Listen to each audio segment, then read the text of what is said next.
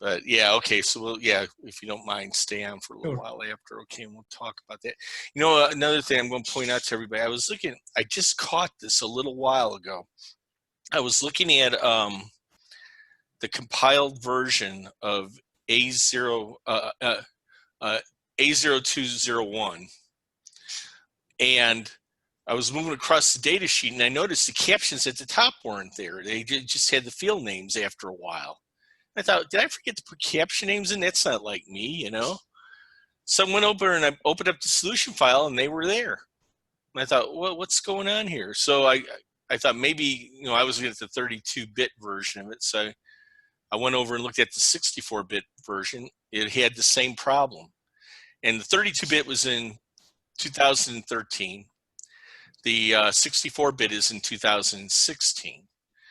So I thought, well, that's weird. I'm getting the same error in both versions. You know, why is it happening? So I tried to recompile it, and guess what? I still got those errors. So there is obviously an issue in Access that's causing that to happen. Now, it only happens when I do a compile of the data sheet. Of course, well, that's the only time you would see the captions at the top automatically generated. If you do it in a form, it's going to generate when you create the form, obviously.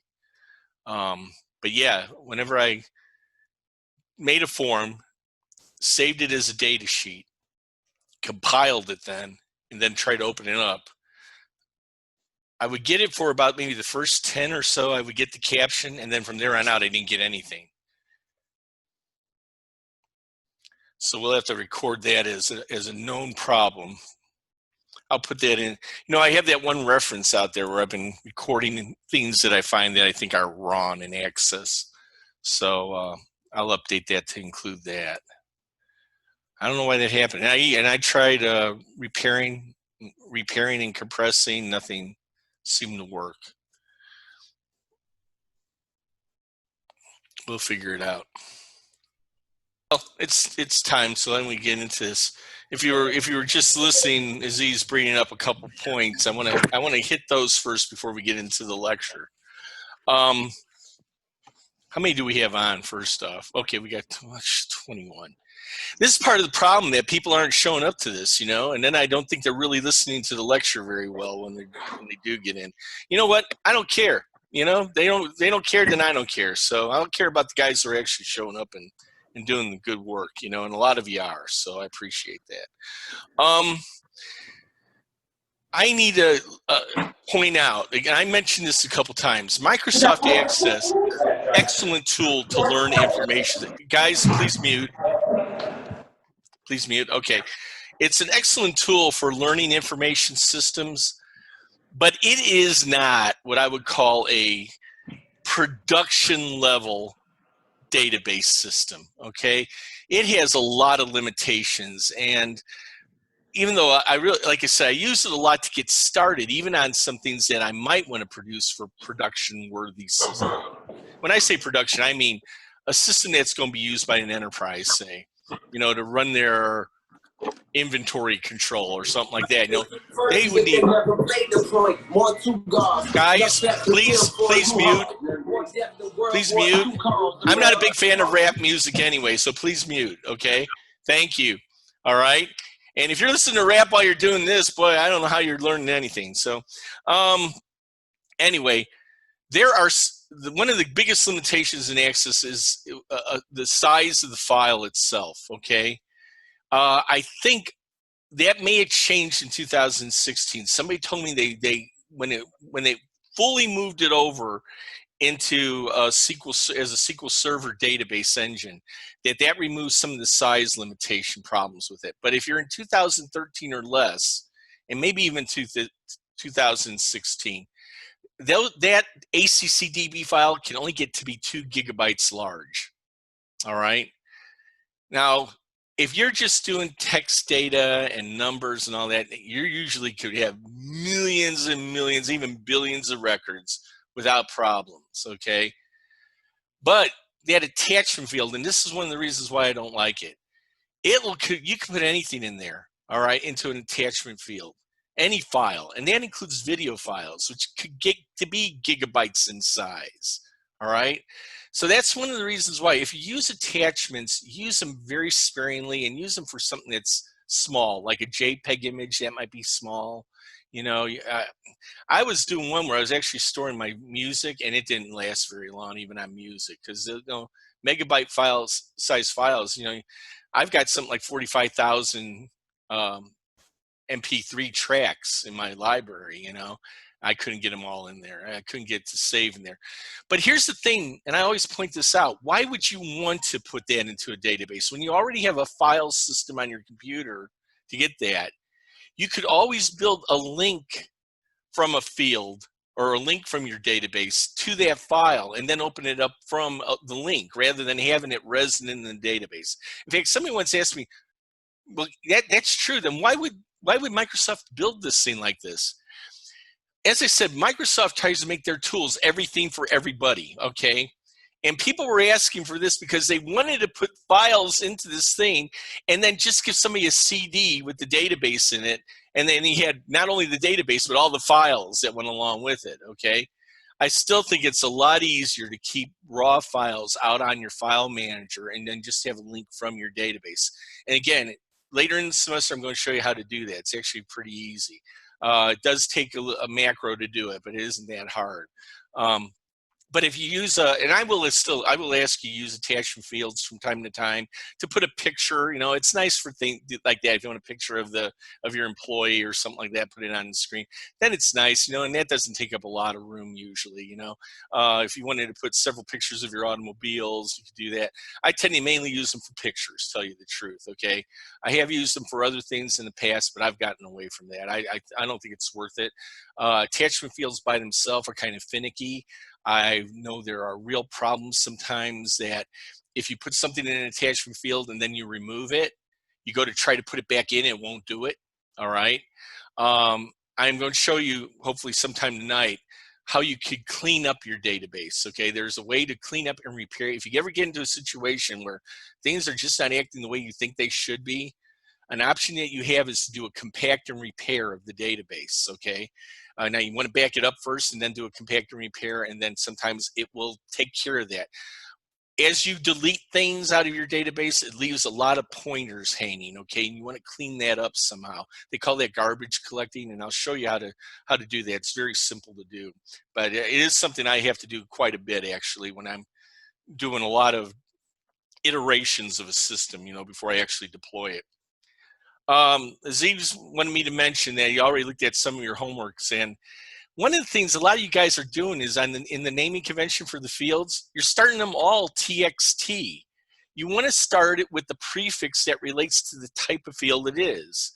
So currency fields should start CUR. A date time field, DTM. The text field is TXT. The short text field is TXT. The one that has two different prefixes are is the memo field, which could be either MEM or LTX, okay? But I tend to always use MEM. It used to be called the memo field, but now they call it a long text field. So I'd let you use either one of those. I don't care, you know. But the purpose of that is so that later on, when we're writing macros and all that, and you want to use a certain field, you know what type of field that is. You don't have to go back and look in the table every time to figure out what that is. So it is something that we do. Not only, again, the naming conventions isn't something we just do for this class. You know, naming conventions are important. In fact, I really wish they would teach you that in the undergrad, in the beginning programming classes, how to use naming conventions, because they really do keep you from getting into a lot of jams. You know, yeah, it's a little bit more typing, not much more. Okay, and for what it will save you in debugging things, it's really worth doing it. So. We're going to be pretty lenient on the naming conventions for this first one, okay?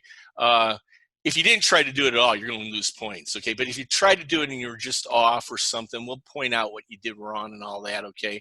But at some point, I'm going to insist that you do those correctly. That's all there's to it.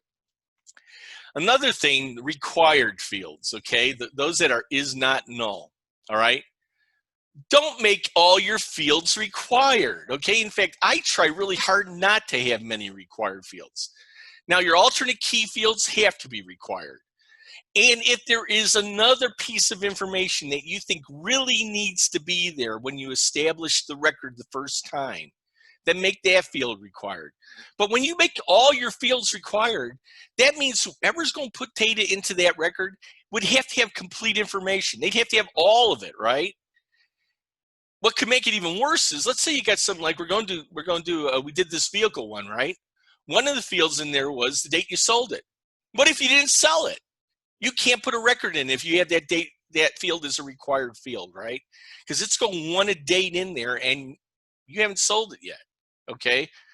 Null actually has meaning. You want it to be there in some fields, okay? So don't put all your fields required. I always say minimum number, all right? The minimum number that you want in order to establish a record. You know, I think on the last one we did, I had 4 or 5 simply because I wanted you to learn how to build a required field, okay?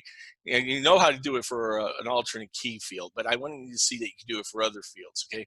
But truthfully, usually when I build real databases in the real world, outside my alternate key field, it's usually kind of rare for me because people might want to start a record and then walk away. You know, they may go to lunch or whatever else. You know, or they want to. You know, one of the ones I get a lot is HR stuff where they want to establish an employee record, so they'll put the name of the person and their hire date.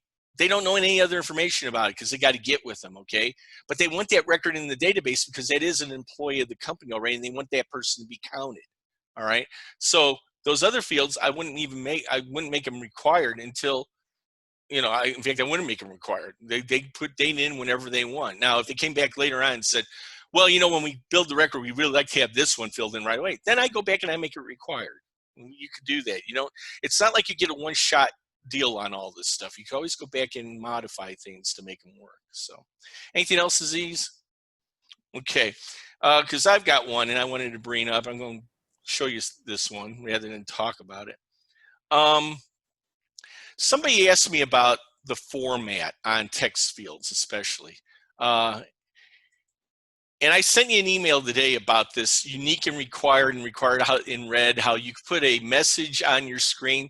These aren't really values that are in the database. Okay, this is just saying that when you start building this record, that's going to be unique and required. You better put something in there. You better put something in this one. You better put something in this one. But here, this isn't required. You don't have to put anything there if you don't want to. These 3 here are required. Okay, that's just a nice, handy little thing, a visual thing, and it mainly works in data. I use it in data sheets and in normal ones, in forms too. But it's just a nice little thing to give them an indication. The problem with that, as I mentioned in my email to you, is it only works well on text fields. And text fields where you don't have an input mask. If you have an input mask, you can't do this. All right, you can only do it, and you do it through the format option. And I gave you details about how to do that, and I'll show you it in a second here, okay? But beside doing these kind of things, and by the way, I mentioned to you, is I'm getting away from this, even though you'll see this in a lot of my examples in this semester. I'm getting away from doing this. What I've been doing instead is writing in the caption here at the top, VIN, and then in parentheses, unique and required. So, and I'll show you one of those that I actually did recently where I've got that. But you might see here that I've got all these makes and models and all that. Those are all capitalized here. Now, I didn't have to do that. I did that. I'm doing that here to show you something, to demonstrate something. I'm going to go over to the design view on that, and let's just look at the model right now. So the model's a required field. It says is not null. So you're not sharing your screen. Oh, I'm sorry. Oh, geez. Let me go back then. Guys, when I do that, let me know right away. Here I talked for a while, and I didn't have it up. Let me see here. I got to get back to Zoom. All right, now I'm back. Let's try it again.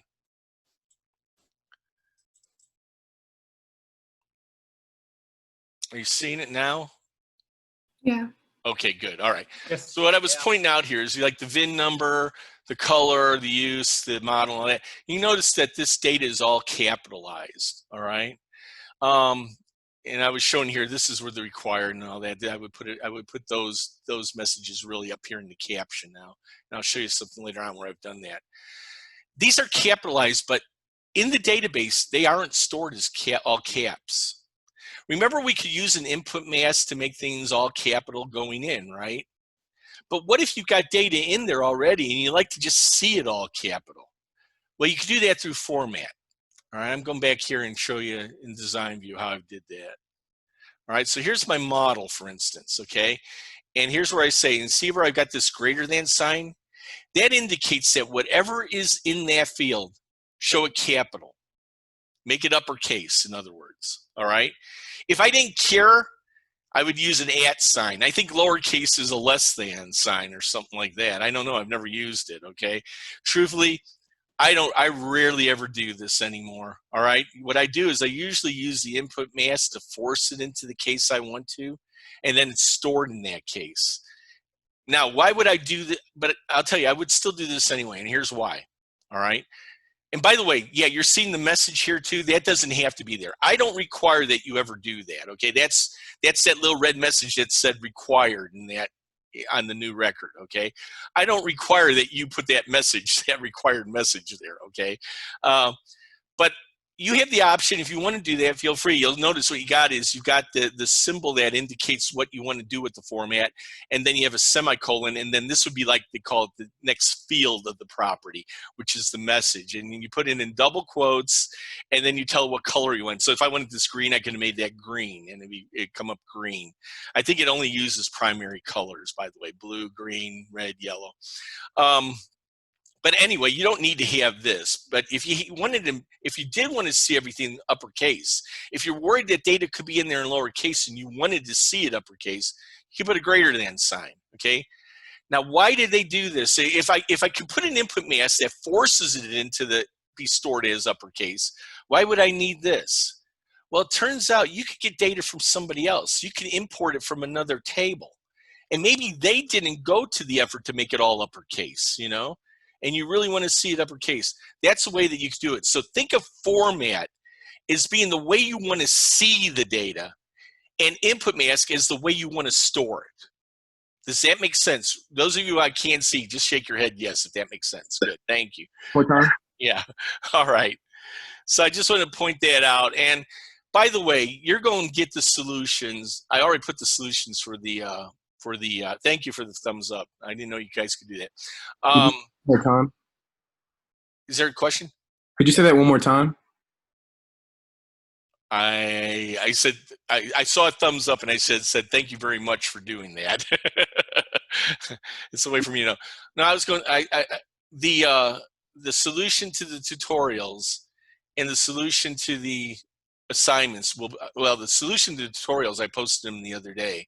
The solution to the assignment will be out there, and I expect you guys to go out there and look at them. See how the right way to do this, okay? Go and compare your naming conventions to what's in here, what was said on the properties to what you did and all that, okay? Because Aziz is going to do a really good job of going through this and grading it, okay? And the ones he thinks are really off, he's going to tell me, and I'm going to look at them, all right? And if we think you're just struggling because you really did try, but, you know, it just didn't come to you, we'll get with you, all right? If we think you didn't try at all, then we're not, you know, that's too bad. You're going to get a low grade. So, but please get out there. Always check your work, okay? Just check, do a sanity check against this to see what did we do versus what did you do, you know? And who knows, you might have thought of something we didn't think of, and then let us know. You know, we're not infallible here, so. Do we need to put a description on every field? I'm sorry, say it again. Do we need to put a description on every field? Yes, absolutely. You need to put a description on every field. You need to have a caption on every field. I've said that at least 5 times now, all right? Here's why you want a description. I'm going to show you, okay? I moved to this one where, oh, I can't see it here, can I? I've got this deal on my screen that's blocking my view of it. Somewhere here, you should be seeing that description pop up on the screen. Are you seeing that anywhere? I think it's supposed to be down here where it says ready. Why am I not seeing that, Aziz? I know when we use forms, it's there. It always works. Yeah, so like for some reason, when I've downloaded the file that's submitted for the homework, then I can see it. Yeah. But I can't see it before.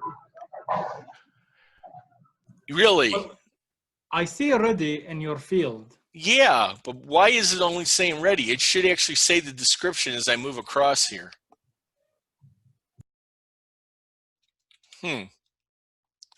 Oh, I bet I know why. This is the compiled version, right?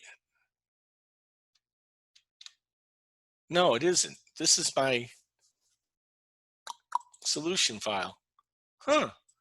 Well, trust me, when we get to forms, what you'll see is as we move from field to field, that description will actually pop up at the bottom here. It'll give you a little bit of an idea of what that field's all about. You could, by the way, my descriptions are pretty quick. You know, you can make those whatever you want them to be. You know, if you want to be more English-like or more descriptive, you feel free. The description is up to you, but I do want you to put something in there, right? All right, let's get out of here and start everything else.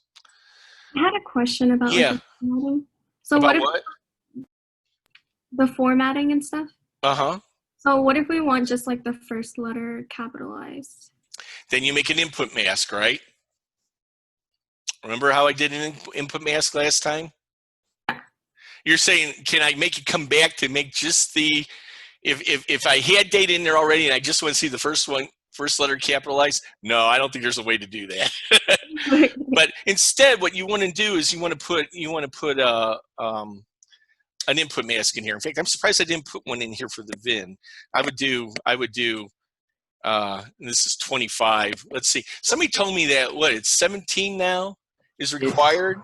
It's okay. 17 after 1981. 17. So what I would do here, if I knew that, and if I'm sure that's the way it was going to stay, and I made this 255, I would make that 17, and then make that 1, 2, 3, 4, 5, 6, 7, 8, 9, 10, 11, 12, 13, 14, 15, 16, 17, semicolon, semicolon, underscore. And now I've got an input mask for it. And that would force it to go into the database in uppercase. Okay. And of course, you can have numbers too. Okay. That's alphanumeric uppercase. Go ahead. Dr. John? Yeah. I have a question. What is the use of the semicolon and the underscore? If you go in and do an F1 on there, it'll explain how the parts of the input mask. The first is the template, okay? And that's what this is giving us, is the template. The last part is the character that's going to be in the field when you move into it for each one of these, okay? So like right now, yeah, I know some data may be lost. I go in here right now, and if I hit this, you'll see that I get 17 underscores. That's what that's doing, all right? I could have made that, let's say I did make it a hashtag. Can I go back? Yeah, I know. Okay, and now I go there, and you'll see they're hashtags, all right? The one in between, I think, means, I know you either set it to 0 or 1, and I can't remember what it does now because I never use it, okay? I want to say it's to save it literally. You know, in other words, that if they typed in it, that wouldn't be it because I know there's a way to do that anyway. Yeah, that is it. I'm sorry. That's what it is, okay? What that means is I can actually identify, say I want a literal character in here, I could do a backslash, let's say a backslash dash or something like that. Now, if I do that, I'm going to have more than 70 characters, so let me take one off, okay? I could do that, I think, and then what will happen is you'll be forced to put all these in, then there'll be a dash, and then you'll be forced to put all those in. If you have 0 here, and 0 is the default, that's why I don't have anything here right now. If you have 0 there, I think it saves them all, including the dash. But if you save 1 there, it will not save the literal characters. It will just save the digits, okay? Why is that a big thing? I don't know, all right? In this day and age, a dash is not going to take up that much space, you know? But I guess if you had hundreds or billions or quadrillions of records, you know, maybe a dash starts eating up memory after a while. I don't know. But that's what it means. And again, if you want a little bit more description about that, just look up the format property for text fields, and you go on Google it too, and it'll tell you about the three segments of an input mask. Okay. I have Yes, a, thank you. Yeah. Okay, But- guys, I gotta get going with the lecture here now. Okay, we're falling behind already, and if I have time at the end, I'll take more questions. Okay. Get out of there. All right. All right. So I want to start out with go over to our assignment for tonight. We're going to do the tutorials for a category relationship. Now, I take it that you've watched these videos for the tutorials. So tonight it's going to be more about me telling you what's going on in the background there rather than me worrying about the mechanics of doing it all. The truth is, category relationships are one of the easiest things we're going to do all semester, but it's also one of the things you will do the most this semester. Category relationships are incredibly powerful, especially for what we do as industrial engineers. Let me just open up the compiled version of, I don't want to go to the homework. Let me go back to the lab. The compiled version of the lab.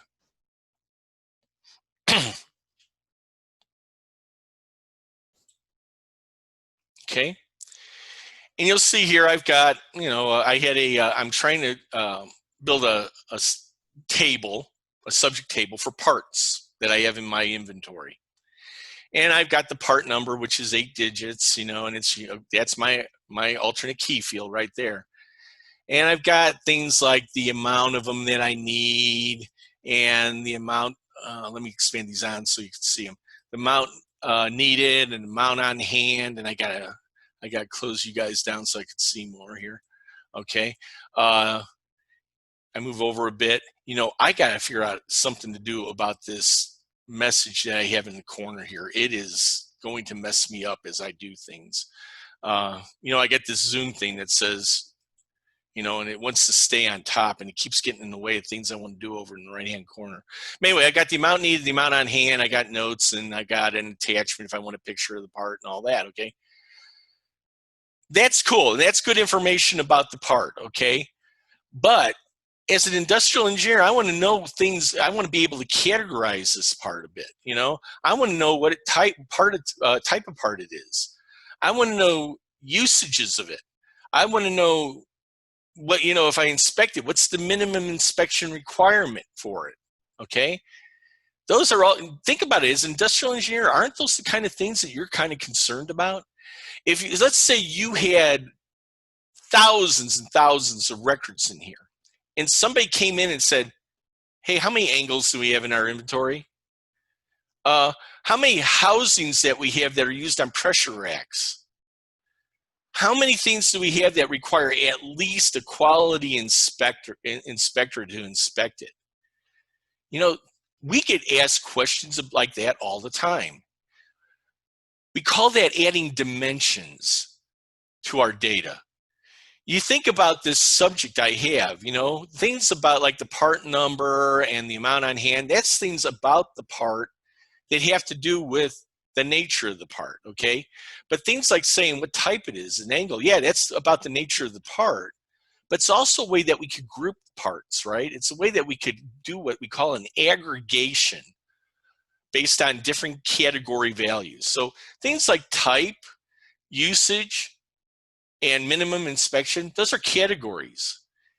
And the neat thing about categories are those are usually things that those categories ahead of time, and you can constrain those values by having a pick list. In fact, you can even have them so that maybe you have multiple that you want to pick, and you could do that. These are built through what's called a category relationship, and we're going to look at 2 of them. One is called the single pick, which is just as you would think, you get to only pick one off of this. And another one is called a multi-pick, where you can make multiple picks, or you don't have to make any, or you can make one. It's fine, okay? It's up to you. But we're also going to look at our first effort to do with relationships and data, which means making sure that there's integrity between these values that we use as our category and then when I use them here in the subject. Okay, I know that doesn't make a lot of sense to you right now, but as I go through this, I'm going to talk that and you're going to understand it more. Now, for the sake of time, and since I've got videos on this now, I've already, again, I hope you have watched those, because I am not going to do them again full, like I did, all right, in the videos. Let me start this by making myself a copy of it. So I'm going to use this file, which is my tutorial file. I always put my name on it so I know I did it, and I know it's not my original one. Okay. Now I did type is, I'm sorry, I got my other one open yet. Okay, here we go. So I'm gonna open it. So your little tour here, okay? Now, I have given you the objects out of the ball that you need to do this assignment. They're all here. Plus, I've already started the part table for you. So if I open that up in datasheet view, you'll see the part number there, is the amounts there, all that, those other 3 fields that I always put in there. But you see we don't have the category fields right now, okay? In Microsoft terminology, those are called lookup fields. So to keep consistent, I tend to call this a lookup relationship sometimes too, but it is really a category relationship. And the things that we're going to build in association with it, the table that's going to hold the values that the categories could take on, are going to be called lookup tables. And the form we're going to use to manage that is going to be called lookup form. This is going to be our first chance to look at a form in Access other than the data sheet. So I'm going to go to design view right now. All right, and here's my fields, and you can see I've got a text field for the part number, and I've set all the properties that I needed to do on that. And on my amount needed and amount on hand, you can see I said make sure they're positive, so I've got a good, as I always said, any number field should have a validation rule and text on it. Most date fields would too, and of course currency fields should always have them too. Other ones, it's always optional for you to do it. All right, but I want to add those 3 fields that become my lookup fields. Now you'll notice in Access, there's a thing that's called a lookup wizard. Don't use it, all right? It will not work with this technique I've got right now, and to begin with, it's a lot harder than the technique I've got right now. So I guarantee you, you will learn this inside out, and I made it as simple as it could possibly be. In fact, you'll notice that my tutorials only take 5-6 minutes each. And I'm taking my time on them, truthfully, all right? So here we go. I'm going to build my first one. I'm going to build part type first. So the first thing I do is I take this object, this baseline object that says TLK receiver start category, and I'm going to make a copy of it. I'm going to do a Control-C and a Control-V. And then I'm going to change the name of it to be, and I know sometimes this gets a little bit, but take off copy of, it always wants to put that on there.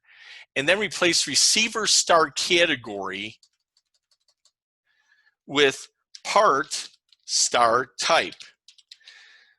Star usually means multiplication, and in this case it means many. In other words, what we're going to say is that for any type that we have in our type in this particular table, there could be many parts over in the part table that have that type. That's called a one-to-many situation. And again, you'll see that when I actually build the relationship. I'm going to say okay right now. As far as the table goes, building the structure of the table, designing all that, you don't have to do anything else. It's all that you just did it, okay? If I open that up and look at it in design view, you're going to see these fields. Never change them. Never, ever, ever, ever, ever, ever change anything about them. Don't add a field. Don't do anything else here. Don't rename them. Don't change the captions from here anyway. Don't do anything like that, okay? Now, the one thing, if you really want to do it, and I don't ask you to do this, but you see over here where it says receiver category, you could make that part type. You don't have to have the star or anything like that, part type. But that does that description over here. Later on in the class, I'm going to show you there's some advanced things in Access, and one of them is you can actually document your database. It actually generates a document for you that has the architecture of your database in it. And if you put this in, it'll use that to describe this table then. So I do it just out of, just because, but it really, you don't really need to do that part, okay? All right, this part you do have to do everything for. We just built the table, but we need to get values in there. Now, you could right now double click on this, open up in datasheet view and add values. That's fine if you want to do that. But when we're delivering this for somebody else to use, they're not going to have the capability to do that. if they wanted to add data or if they wanted to modify those category values, you got to give them a way to do that. And we're going to do that by building what's called a lookup form. That's this thing that says FLK receiver category. Again, copy, paste, and I'm going to remove copy of, and I'm going to say part star type, just like the other one. Say okay. So now that's in there. Now I'm going to open that up in design view.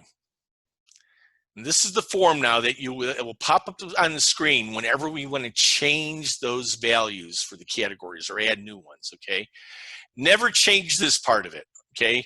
Right now, if you've done this right, you should have the property sheet open. If it's not, click this thing up here, all right? And make sure this at the top says selection type form. If it doesn't say that, pick it off of this list or click down here somewhere and it'll just happen for you. Get off of this where what they call the canvas. And again, we'll learn about forms next week, okay? Right now, I'm just showing you how to do a couple rudimentary things with forms, okay? At the top here now, what we want to do is we want to bound this form to this table. So we already have the table created. All you have to do is hit this drop down here and you should see it in there. And I want to bound that to it. Now, that means that whenever I open this form, I will see that table as if it's a data sheet, okay? But it'll look better than a data sheet. You'll see. It'll look like this, that we have here. The other thing is I want to put a caption on the form.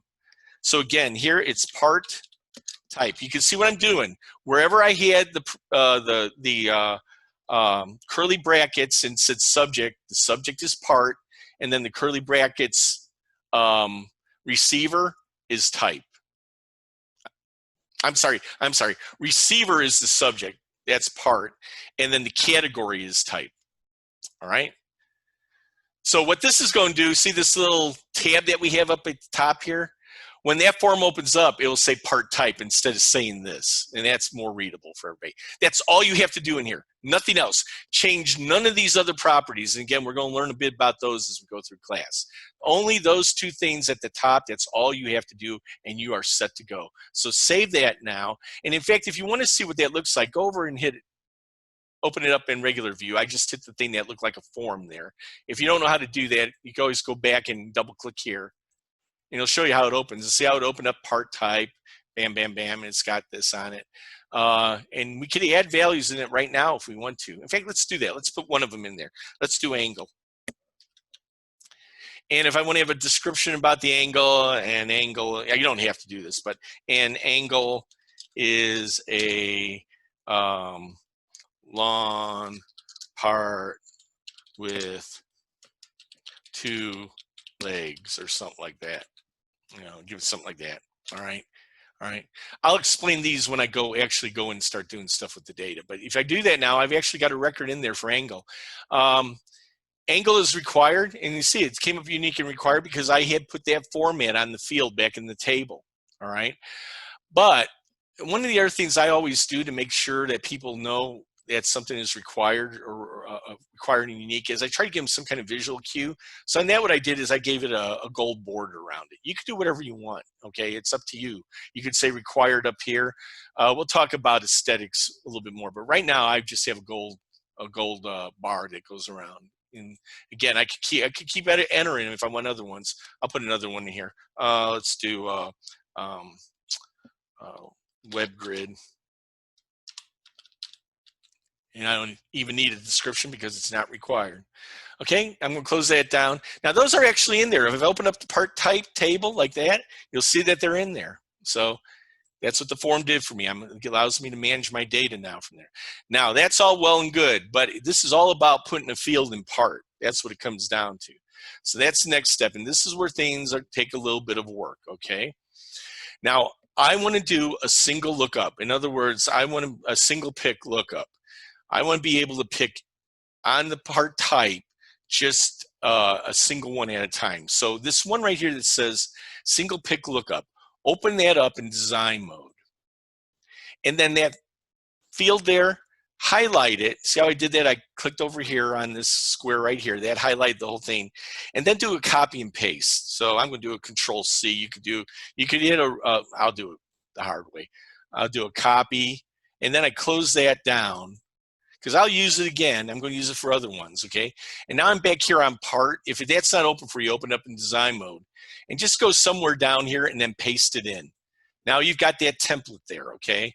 This is my template for making what's called the foreign key. All right, I told you there were 3 keys. This is my last key. It's called a foreign key. What a foreign key field does, and it always is just one field, okay? What a foreign key field does is it accepts a value from something else that it's in relationship to. So we want to build a field that will accept a value from the part type table, all right? So what I want to do here, again, is just like I did before, replace receiver with part. I want to receive the part, and when the category I'm receiving is its type. So I'm receiving the part type. And now you'll also see I've got things like in the description for that. This is just a visual cue that's what you need to replace. So I want to just make this type, and I'm going to make a category down, caption down here that says type. And then when I open up that, if I open the data sheet for the part, then I should see type field. It's got a type description, but the real name of the field is in the background. It's always going to be a number field. It's always going to be a long integer. I've given you this template so you don't do anything else except those things I just showed you. All right. Now the last thing we need to do is say, how does it know that those are the values that it can take on? And we do that through this thing down here called the lookup. Now, again, there's not much you have to do here, all right? But this is, if you're going to make a mistake, this is likely where you'll do it. I'm going to close, first off, I'm going to close down this property sheet over here so you can see the whole thing. This thing right here that says row source on it right now is the query that's going to bring back those values that will populate the menu when you do the drop down from the data sheet. All right, all the fields are specified for you there. The way it comes back and the order it comes back in are specified here. All you have to do is tell it again what table it needs to come from. And it's right here where you see the from TLK. You see where it says receiver category? Replace receiver with part. And I know you got to be careful here, okay? Make sure you get the curly Q brackets. Make sure you put everything right. Don't eliminate that star there. You need it there. It's actually part of the name. Okay, do you see how I did that? Okay. You know, this is terrible because I really don't know what, I don't even know if I'm talking to anybody right now. I hope I am. Aziz, are you hearing me? Yes. Okay, good. Yeah, we can hear you. Every now and then I just have to Yeah, ask you guys that just to make sure I don't have, wasn't disconnected for some reason, okay? All right, so that's all you have to do there, okay? At the bottom, right here where it says FLK, this is where I'm going to have problems. I'm going to have to unminimize my things so I could actually get there because I got this little message in the side that's blocking some of my functionality here. All right, let me see if I can do that. All right, so now I hit the drop down there and I could do part type. So what that's saying is that lookup form that I built before, when I go and use this field, I can invoke that from it, and I'm going to show you how to do that, all right? So we actually got that built now. Now, what I always want to do is move that where it belongs, where I think it belongs in the sequence of things. I'm going to put it right after the part number. So again, I just highlighted and moved it up, okay? Now we've got that. Now, whatever you do, save this, all right? So now we've got it saved. Boy, this is really going to be a pain. All right, I'm going to have to work from this decreased view for a while. All right, now I'm going to go back to where the data sheet is, and you'll see that that field is there right now. And you'll also see that I've got the drop down, and what I've put in that so far is there, okay? But we still do not have this relationship built. Some of you have asked me, who went through this and actually did it, this next step I did, you asked me why I'm doing it, and I'm going to explain that to you in detail here, okay? This would actually work if all I was doing was picking this, but we don't have what's called integrity of the data right now, or what they call referential integrity of the data. To do that, I'm going to close down this now, All right, and what I need to do is I actually need to link this table part to this table, the TLK part type. So to do that, I'm going to go up to Database Tools, and I'm going to go to Relationship. And in Relationship, now you can do this several ways. One is you just right-click in here, you do Show Table, and you pick the tables you want, and then add them in. Okay, easiest way to do this, just highlight them over here in the navigation pane and bring them into it.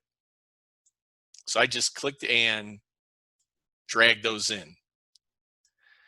So again, think of this field needs to receive stuff from this table. And the way it's going to link is through the primary key of the table that sends information. TLK part type right now is called the sending table. TBL part is the receiving table. In other words, think about this as if it's receiving values from this one.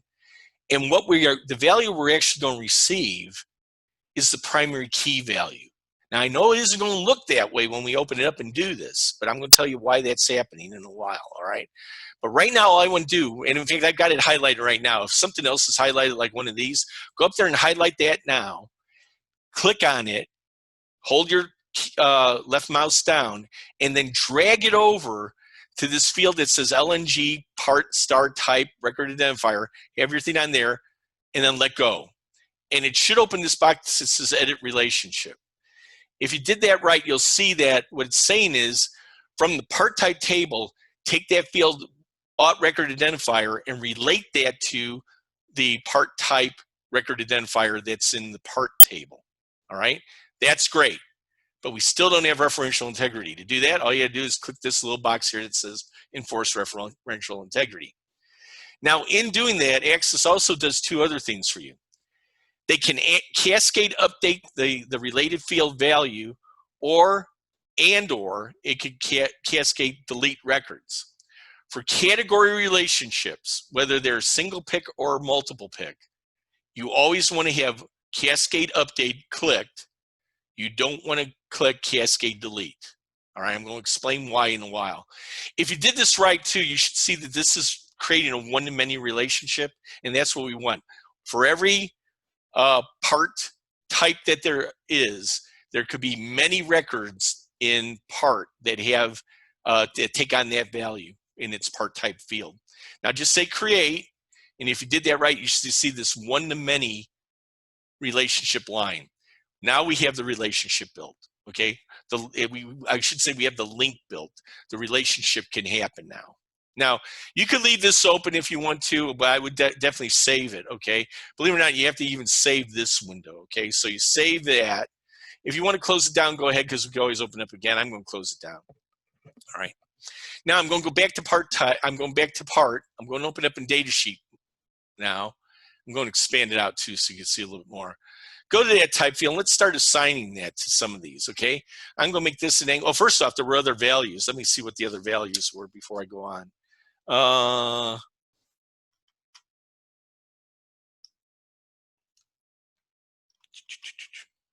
Let's see. I got angles, nozzles, housings. I put a web grid in there and all that. Let's put a couple. Well, I'll tell you what. I want to put a nozzle in here. Okay, so I go in here right now, and there is no nozzle to pick from. So I really want to add that. See this little ghost image right here? That when I poise on it, I get the tooltip that says edit list items. Just click on that, and it opens up our form. How about that? And now I could go in and put a nozzle in there. And if I want to put a description, I could do that. I could even put the other one right away. I'll put clip in here, okay? Now you got to move off for it to save that, actually. So I always just move it to another record, okay? But now when I close that down and I go back to my drop down, you'll see those are in there. Let's put a few of these in. I want to put nozzle on this one, and I want to put housing. Oh, I didn't have housing in there. I got to put housing in there. Go back and do that. Housing.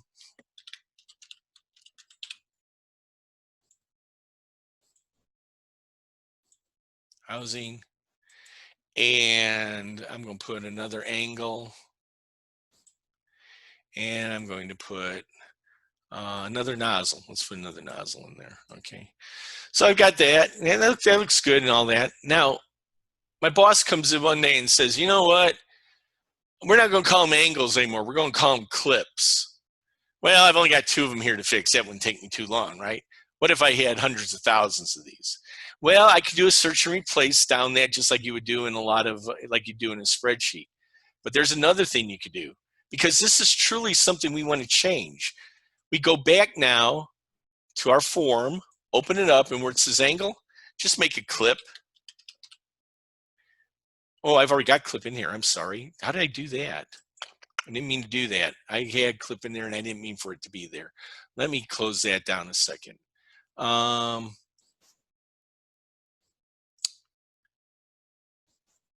got ahead of myself. I won't clip in there. Okay. So I just deleted that record. That's fine because I didn't want it in there. All right. Now let's say we're here. Okay. Now I want to change that to clip. So I go in here, open that up, and I make angle clip. Move that off. Close that down, and what you saw, now it's weird because it doesn't do it on the one you're on. Move off of that and it'll automatically change right away. But you can see those both change to clip right away. That's the Cascade update. In other words, if I change the value that was received from the part type table, it'll change on every record that was on then. All right? Now, one of you thinking ahead, and if you don't get this part, don't worry about it. I think it'll come to you later on, okay? One of you thinking about this said, the fact that we have the primary key bound here, doesn't that happen anyway? Do we really have to set a relationship? No, you don't, turns out. And that's one of the odd, really interesting things that I discovered in doing that it actually forces referential integrity automatically on that. But here's a problem, okay? Let's say I want to go in here right now. Maybe I want to go to the part type table. In fact, let's do that. I'm going to close this down. I'm going to go to the part type table. And I'm going to say, let's get rid of, did I use all these? I don't think I used web grid, did I? Okay. Let's take that one and say, highlight and say delete. And it says, I'm about to delete one record. That's fine. Because I didn't use that anywhere, so I don't care. But if I came in here right now and I highlighted clip and I said delete, it's going to say the record cannot be deleted because I already have records over in the part table that are using this value. If I had Cascade delete on, it would let me delete it here and it would have deleted those records that I used it on in the part table. And that's why we don't want to have Cascade delete on. For a category relationship, it could really cause you some headaches. It gets rid of real data just by getting rid of a value that's on a category. You don't want that to happen. So never, on a category relationship, never check Cascade update and you'll be fine. So that was referential integrity. The fact that it wouldn't let me delete this. Yeah, go ahead. You mean Cascade delete. Yeah, did I say update? Statement. Yeah. I'm sorry, I meant Cascade delete. Yes. We don't want to select Cascade delete. I'm sorry. Thank you very much. You do not want to select Cascade delete. You want to have Cascade update. Okay, you always want to have Cascade update. You never want to have Cascade delete on category relationships. Later on, we're going to see other relationships where you will put delete on. Okay, it makes sense for it to be on. But by something that's just categorizing the records, you don't want to actually lose your real data simply because a category went away. All right. So again, right here, I could actually go in there and change that back to angle. Save it. Close it down. And if I go back to part, what I should see are angles on those. Yep, there they are. They're not clips anymore. Pretty cool, huh? And again, like I said, one of the things I love about this the most is things do change, get renamed a lot in industry. Okay, I mean, sometimes an angle and a clip are the same thing. I've seen that, and there are ways actually to do that you can actually have what's called an alias here. But anyway, the thing is, we never stored these values in this field on this table. Right now, if I go back and look at the raw data that's stored in the database for type, For angle, I would see 1. For nozzle, I may see 4. It was whatever the primary key value was. So why am I seeing instead the value that was the value of the alternate key field? Okay, the name of the type, or the type field, I should say. That's in this one. If I open that up here, what I'm seeing is this category. I'm seeing what was placed in that field. I'm seeing that, but I'm actually storing something else. How is that happening? Well, it happened back here when we built the lookup. I'm going to open up this lookup now in what's called query design mode. So you can see what it would actually look like as a query. And so what I did is I have the table part type, and from part type, I put the fields for the record identifier, the category, the description, and then there's this thing called display order, and I'll explain that in a little while when I do the multi-pick one. And what I want to do is I want to sort these, and I'm sorting them right now based on the category. But this one, because it didn't have an order, it will try to do it, but there's nothing to do really. So it's going to put them in alphabetical order based on the category. But the first field in here, when I run this, I'm going to run it so you can see what is actually happening. I've got this record identifier of the category in this description. That's how it comes back. All right, and you can see they're in alphabetical order by category. That's what the query did for me. In terms of the query, this is field 1, this is field 2, this is field 3. So now when I go back, I'm closing that down again. And by the way, this select thing, that's the SQL statement that grid is equivalent to. I could see that. I'll show you that really quick. I could go out here and see the SQL, and it'll show me the SQL statement that this is going to generate then. So this is it right here, and that's my row source. It's saying that's where I'm going to get the values for that menu when I hit the drop down. I am going to bound to that the first column. In other words, I'm going to bound to that the primary key field, the value of the primary key field.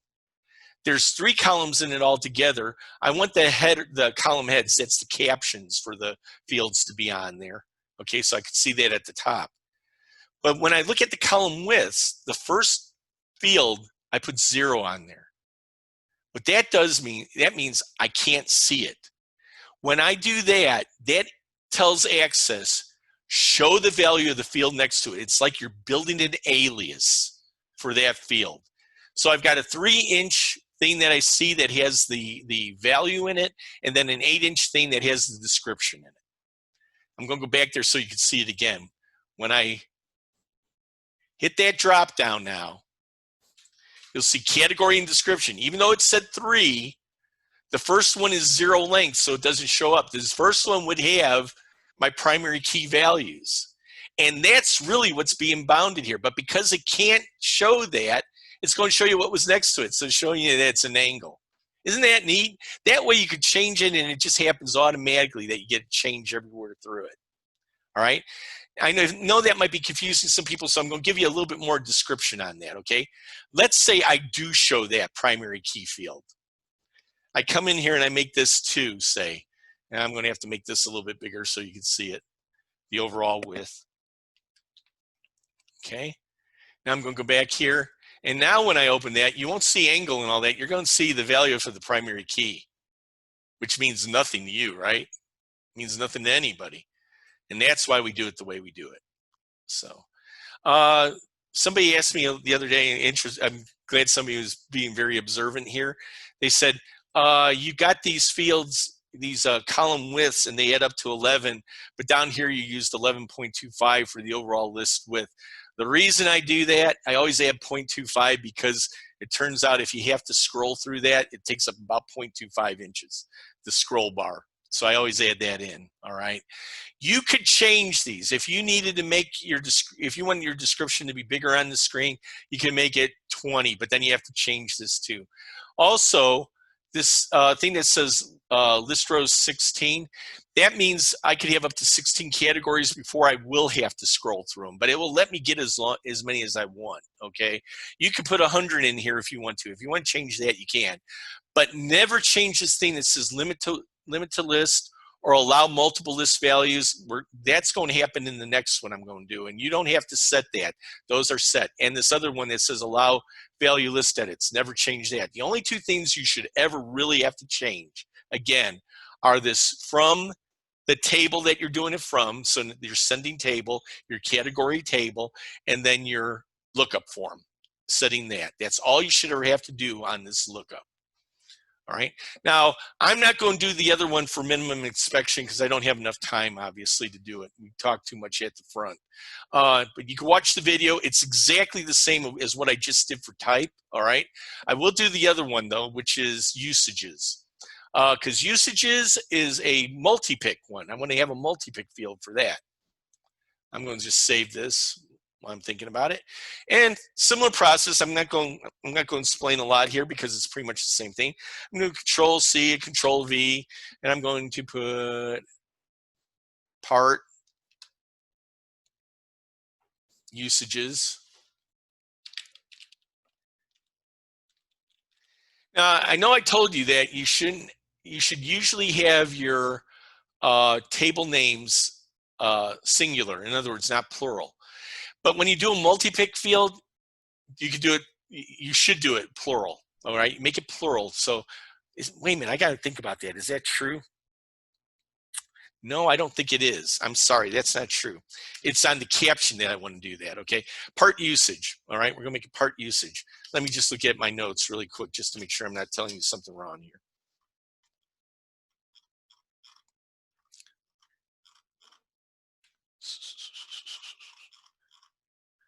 Okay, part usage. Part. Yeah, don't make it plural. All right. By the way, you can do just structure only if you want it. There really isn't any data in the bool object anyway, so it doesn't matter. Okay, so now that one's done. Again, if you wanted to put the description on it, feel free to go do that. I'm not going to do that right now. Control C, Control V to make its lookup form.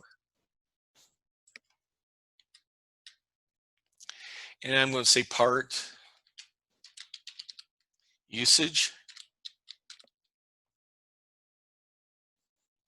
I'm going to open that one up now. Same thing for designing it. Open up its property sheets.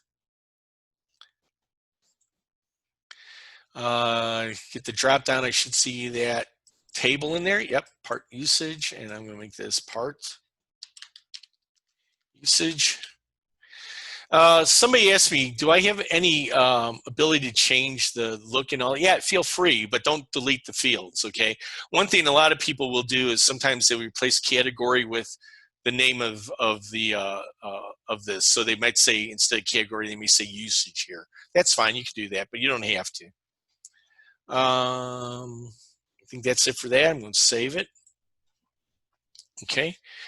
And you know what, on this, well, let's just go back and finish building the foreign key field. So I'm going back to part again, open it up in design view. This time though, I'm going to use a multi-pick lookup. So I'm going to open that one up in design view and I'm going to copy that one in. So highlight that field and then bring it in here, paste it in, and do the just like you did before, a very similar substitution. So I've got part,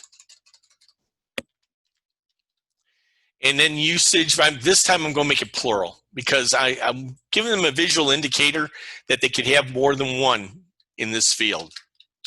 So usages. And same thing for the description. I'm going to make it usages. And the category, the caption is usages. Okay, so that's all set up, and now I just have to set up the lookup, and it's exactly the same way it was before. Find that part where I've got after from, where I've got the TLK receiver category, and I'm going to make that, and make sure you get the curly brackets out of there, part star usage. Not plural. The name of the table is not plural. And then again, down here when I do the FLK, I want to pick the one for part usage. So just like the other one, again, you'll see the template is pretty much the same thing. The only thing that's kind of different here is it says allow multiple values. Again, don't ever change that. Leave that as it is. And now I could go, and I should move that up to a place where it makes sense. I'll put it right here, probably between those two. And I'm going to go over there and do it. Well, I haven't made the relationship yet, have I? So let's do that first. So let's go back out here and open up my relationship window again. I've already got the part there, so I don't need to put that in there again. I need to have the usage table, so I'm just going to pull that one over here now. And you can see it's got pretty much the same format as the one above, and that's what we wanted, okay? But this is going to work differently. Now, when I come down here and I look at the one for part usage, you'll notice that it has this field that says dot value. When you click on that to send the primary key, send it over there to the value, okay? You could try to do it on the one above. If it lets you do it, you probably have done something wrong, okay? You should get this symbol if you try to do it on the one that just says record identifier. Do it on the one that says dot value. And now, same thing, enforce referential integrity, Cascade update, okay, turn it on, but keep Cascade delete off. And again, it shows one-to-many, but I'm going to tell you what's really going on here in a minute. All right, and there it is, it's done. Same thing we did before. Just save it. Now I'm going to open up the part table. Go over there to usages. I hit the drop down, I should see nothing, right? Because I didn't do any, I don't have any values in there yet. So if I want to have values right now, I just go down here and I click on that, the little ghost image, and let me see what kind of values do I have for part usage on here.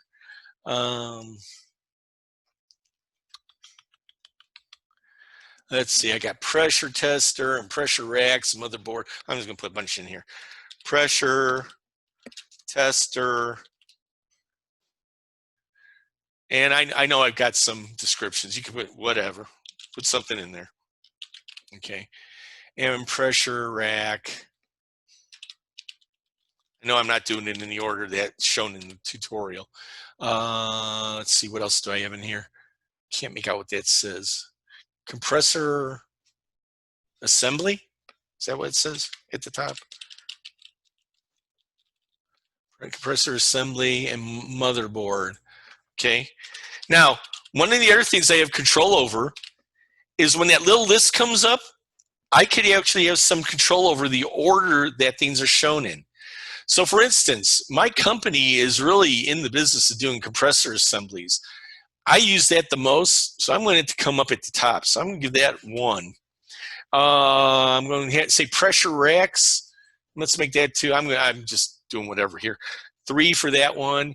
4 for motherboard. You know, one of the things some of my students say, can I put something like not applicable? Sure, absolutely. Make that one of the choices. Not applicable. And if you always want it to be at the bottom, give it a really high number, like that. Okay. And again, you can put descriptions in here if you want. I'm just throwing junk in here right now. But anyway, again, you can, and by the way, this thing that says dated revisions, I should point that out.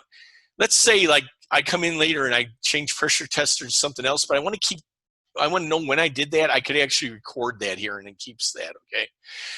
Display order, you don't have to fill it out. If you don't fill it out, then what it'll do is it'll put category in alphabetical order. Otherwise, it'll list these in alphabetical order. Do they have to be in an absolute order? Not at all. See, like I got this one out of place. If I wanted motherboard to be the second to last one all the time, I could make that 99998, something like that, you know, and it would come up that way. So you got some control over this. Let's go over here and close that down. Now when I open it up, you'll see the things as in the order that I specified it. So I can have compressor assembly and say okay and go on. But maybe this is a part, and this angle I could use on several things. I could use it on a pressure tester. Okay, now I got them both in there. And it looks like I'm building a list, okay? Keep that in mind because I'm going to tell you in a second that that's really not what's going on here. And I know this won't make a lot of sense to you, but I just want to tell you about what's going on in the background, and then we'll revisit it later on in class. Again, this is not a required field, so I don't have to put something in there if I don't want to. If I wanted to make this a required field, in other words, it had to take on one of these values, go set its validation rule to be is not null, just like you did on the other ones. And then you would have to put something in here, okay? So I think that's pretty straightforward. Now, again, I told you I was going to tell you a little bit about the multi-pick. Because truthfully, Microsoft Access, is the only one I've ever come across that has this. Now, they may have put it in the other database systems since then. And when they first put that in there, I thought, oh my God, they're building a list on those fields. That violates data normalization. Data normalization says that you should never have more than one piece of data in a field, all right? It turns out when we went in and set this relationship, and reason, by the way, the reason I'm telling you this is some of you already have asked me about this. You know, why does this thing have two values? How come that's not a many-to-many? Shouldn't, if I'm saying a part could have many usages and a usage could be used on many parts, why is this not a many-to-many relationship? Well, it turns out it is, okay? This one that was a one-to-many, where it was a single pick, that's called a soft one-to-many. This is called a soft many-to-many. But it does not look like the many-to-many that we will build later on for subjects, okay? What really happened here, and again, I'll go into this a little bit more when we cover a many-to-many relationship, when we do what's called a junction relationship, when we do subject relationships. What's going on here is in the background, Access actually created another table that you cannot get to that is storing the individual values that you picked on this and relates them back to this record, all right? Cool thing is, you never have to worry about this. This is all you have to do. So, any questions about the category relationship? Because I'm about to wrap it up and go to your homework. I have a question about display order.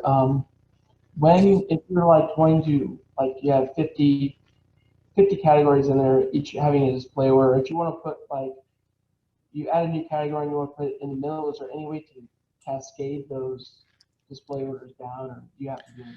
No, you have to do them yourself. Yeah, I wish there was an easier way to do it, but that's the best I could come up with. I built that actually, and that's the best I could think of. You know, if you're saying, what if suddenly you wanted to put something in the middle of a big series that you already set? Yeah, it's a problem. You know, we actually had that situation at Boeing. You know, we have what we call operation codes in our operations database, and the order of them tend to mean something. Okay, and they were actually using a 5-digit code number to indicate it, and they thought that if they did it every 100, gave it every 100, that would be enough, that if they ever wanted to put anything in between, they would never fill up 100. Well, guess what they did? They had one where they actually had 100 new operations that would happen between one and another, and then they had to go back and reorganize all the data they ever had done, and it literally cost them hundreds and hundreds of thousands of dollars to do it. So what I would recommend, if you think you're going to have that happen, use 10, use 100, use 1,000, whatever. That number could get as big as you want it to be, okay? So make them 100, 200, 300, and then later on, if you get something that goes in between 100 and 200, you make it 150 or something like that, okay? All right. I have a question as well. Yeah. So for the field display order, in your tutorial video, you use 0 as the first option. So does it matter if we use 0 or 1 to make the option the first one? 0 is as low as you can go, I think. I don't think it'll do a negative number. Well, I say that. I don't know. I don't know if it'll do a negative number. Probably not. I think I set it to be greater than or equal to 0, the field. So 0 would be the lowest you could do. I'll tell you the truth. I kind of reserve 0 and like 9999999. 99999 is usually not applicable, and I usually use 0 to be unknown. You know, and you know, maybe you want to allow a value of unknown. In other words, it's not null, but I don't really know what it is, you know. In other words, we want to give this a category of unknown because maybe we want to do. Personally, I wouldn't use unknown unless well, I have done it. I think that's up to you, but you could have an unknown value and that would work. But 0 is the lowest you could go. Okay. Okay. Cool. That's that good. All right. All right. All right. I'm going to close that down and I'm going to go over your homework here now. Let me look at my notes really quick to make sure I didn't forget anything here. Talked about Cascade update, alias, the artificial primary key, category, dimension. Yeah. And again, when we add a category to a table, it's to a subject, it's you consider that we added a dimension. You think about it later on. If somebody asked you, give me a pie chart of our inventory by part type, that's the field you would use, right? In order to group things together. And we will do those kind of things. We will build a report where we will use our category relationships to basically form groups for us and then aggregate across those groups, sum things up or find averages or whatever else. So let me go out to the homework assignment really quick here. And it's pretty much doing the same kind of thing you did last time and what I did tonight. I have that here. I had it here, closed down. Oh, figures. Okay, let's go back out here. I'll get it from here. It's weird. I had that open all day long today, and now it closed down. I wonder if it knows what the traffic is on it. Let's see. I want to go to lesson 2 assignment. Okay, category relationships. Now, again, you will use this file that's called A02-01yearname.accdb to do the entire thing. So you only have one file to turn in. There'll be one submit in there that you'll see under on our Blackboard, and you'll submit that by next Monday. I'm sorry, next Tuesday. I keep doing that. Next Tuesday by noon, you'll have that in then. All right.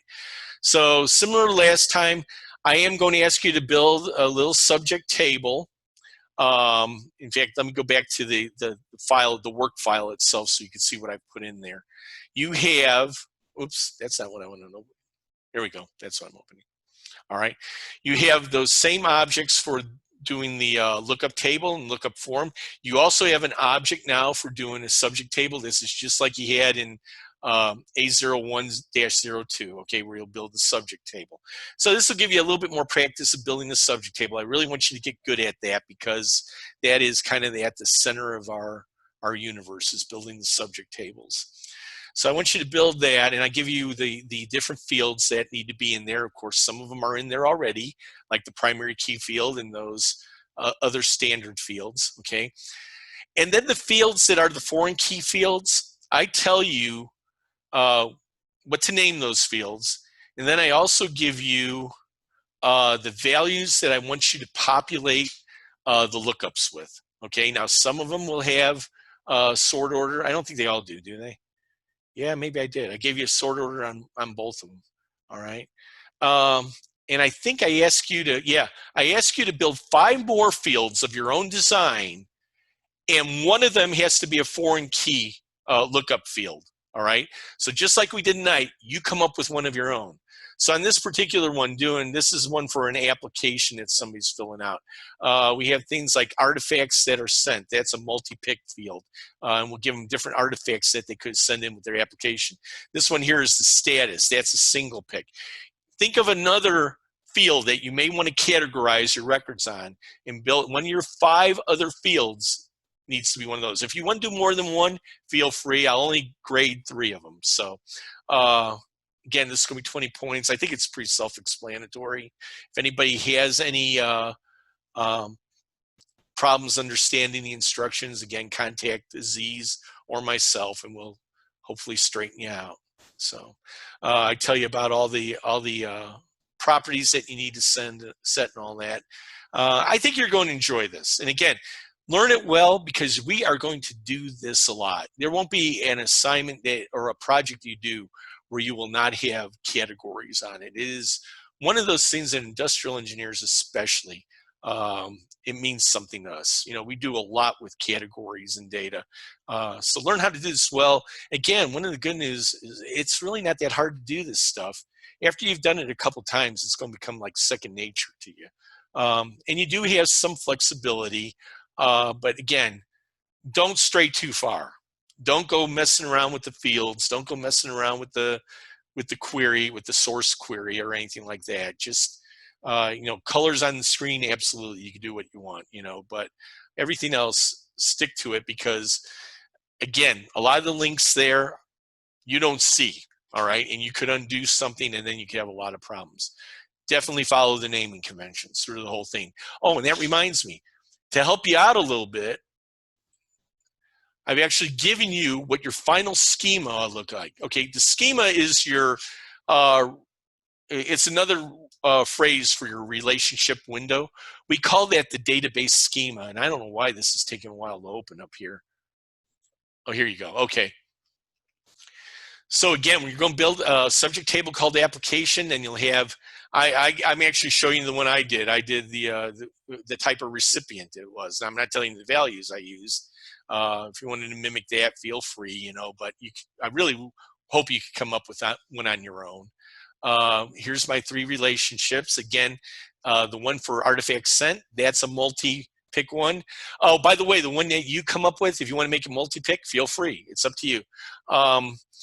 And then I'm even showing you the name of the fields and everything, okay? Again, do not ignore this prefix. You need to set that right.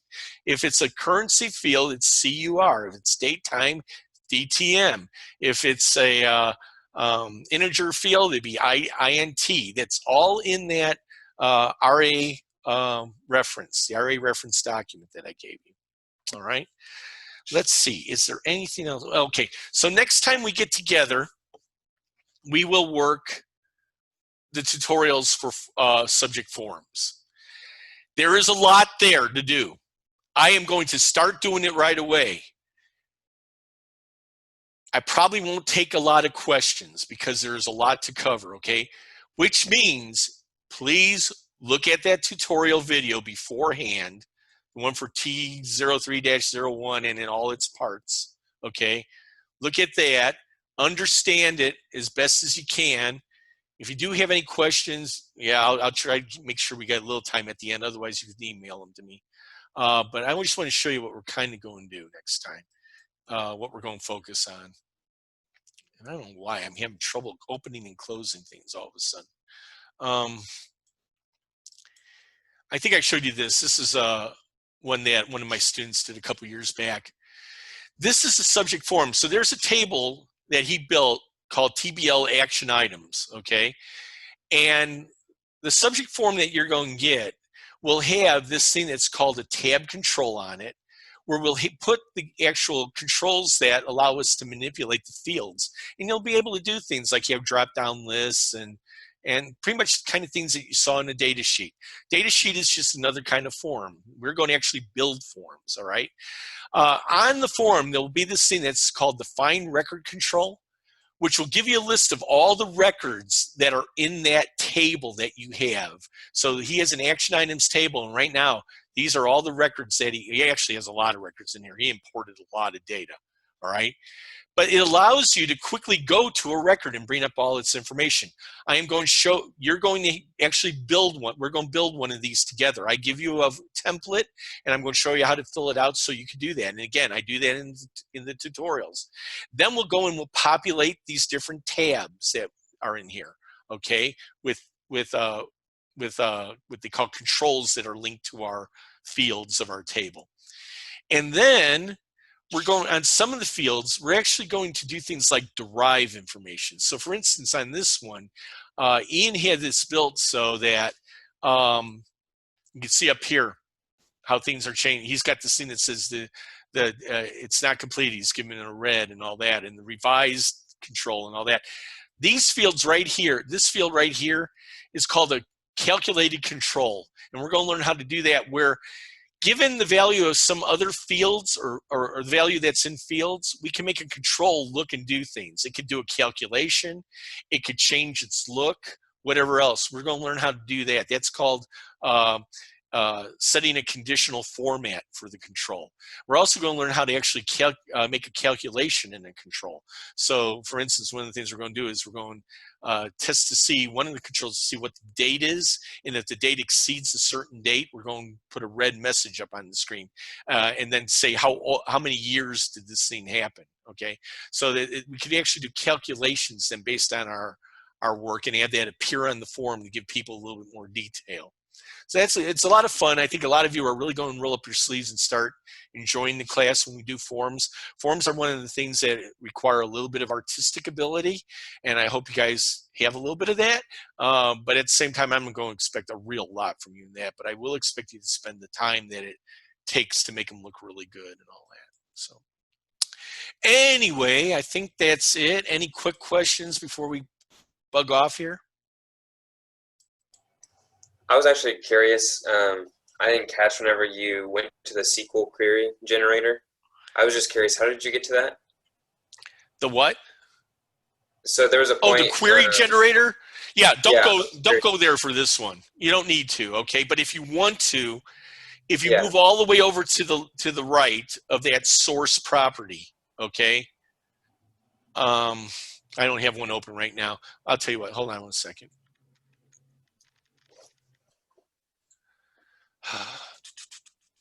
Yeah, it wasn't for the assignment. I just wanted to experiment. Oh, no, that's okay. I understand.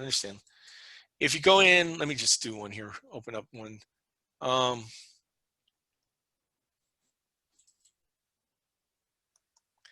better do one that's done. Let's go to one that's done. Okay.